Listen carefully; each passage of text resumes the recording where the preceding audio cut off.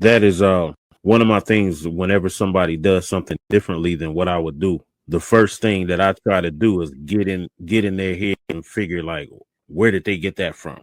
Mm. So I was sitting up there in my mind, like as soon as I heard your music, I was thinking about the producer, and I was like, I wonder what he was thinking when he just sent them a whole bunch of fucking acapellas. Yeah, word. Yeah, I was thinking the same shit. I asked her, I'm like, what goes through your mind when that shit comes at Right. you, you know? I've never been on the receiving end, you know? No, well, And then some of the beats were ones that I were like half finished, and that gave me the chance to be like, oh, I had this idea, and then now it fits perfectly with these vocals. So I just like built from that. Like some of the tracks were like that, just like they were already like vocals for another beat potentially or whatever.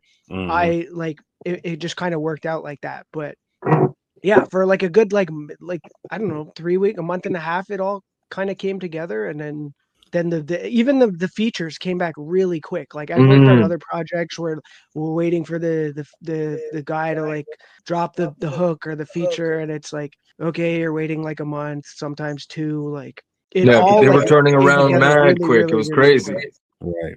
So the next question I have for you, Jack, when you send vocals, like I sometimes I hear the ad libs in the back and hooks. You send the hooks and all of that stuff at one time, or do you send the vocals and then he send it back to you to finish it off, or what? See, that's a good question. I actually I build it from scratch. So yeah, the hooks included. It depends sometimes. Like in the past I've had to ask the producer to send me just the beat with my verses, and then I work the hook, right? Cuz maybe it's harder to grasp like a melody, or if I'm doing like, you know, a certain style, or if there's a certain EQ that's, you know, doing some reverb that sounds fucking wonky with the sample, you know what I mean?